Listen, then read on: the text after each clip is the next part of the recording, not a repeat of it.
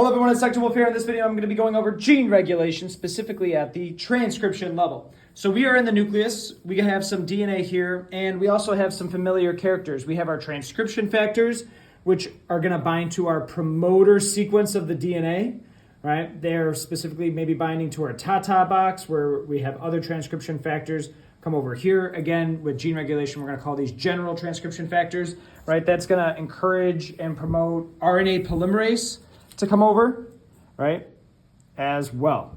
All right. Now, one thing that we kind of touched a little bit on in last unit is sometimes we also need these switches to actually get this process to get going. So that's where we're going to be talking about regulatory proteins, all right?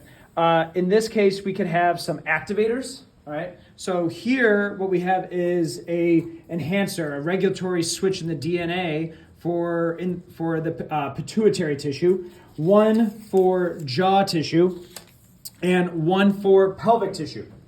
Notice that there is an activator, right, that can attach to each of these parts right here. All right, now this is not part of the PIT1 expression, but you could also have repressors, right? And repressors are going to bond to that same area, and what they essentially do is they prevent that activator from attaching. So you're not going to get gene expression going in that case, all right? So we're not really going to use these the rest of the time, but you could also have repressors that block activators, and those are also proteins. So let's talk about our stickleback fish, and let's talk about the one that lives in a marine environment. It's got those pelvic spines, so we're going to be looking at let's actually look at jaw tissue first, all right?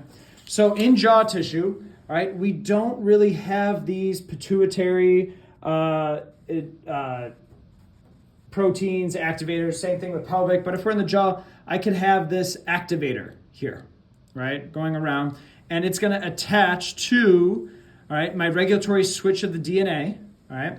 And when that happens with the help of some mediator proteins, the DNA is going to come over here, all right? And we essentially form this complex that what we need to know from it is that that's going to cause RNA to start transcription, all right? So what we've just done is in the jaw tissue, we've gotten this gene to be expressed. Now, when I say it's being expressed, all right, at the end of the day, gene expression is about making a protein, right? But we know that that process needs to start with transcription, where the RNA is going to run along that protein coding sequence, essentially that gene, all right? And as it's running along it, it's making our mRNA, don't know where the card is, our mRNA molecule, all right? Okay, so we just got PIT1 expressed in a jaw tissue, all right? And that's going to be in, all right, our marine fish, all right? Now, let's say, though, now we are in the pelvic tissue. All right, what's happening there is we no longer have this activator floating around. We have this activator that's floating around, all right, in our pelvic tissue, okay? So when that happens, it attaches to our regulatory switch, our enhancer, and the same thing is going to happen. Mediator proteins help out, right? It brings it over, and boom, you get transcription again. You get that gene expression of that protein, all right, that's coded by that PIT1 gene.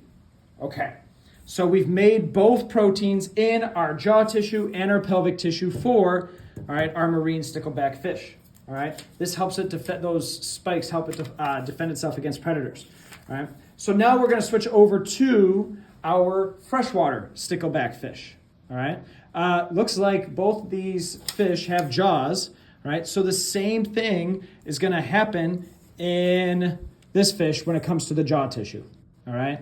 If I'm in the jaw tissue, you have this activator coming around. It's going to promote transcription, right? We're going to make that protein. So nothing's really changing there. All right. The thing that does change now is we have a mutation to the regulatory pelvic switch. Now we're in the pelvic tissue. All right. We still have this activator that's present in our pelvic tissue. All right. And it would normally bond here, but since there's a mutation, it can't bind.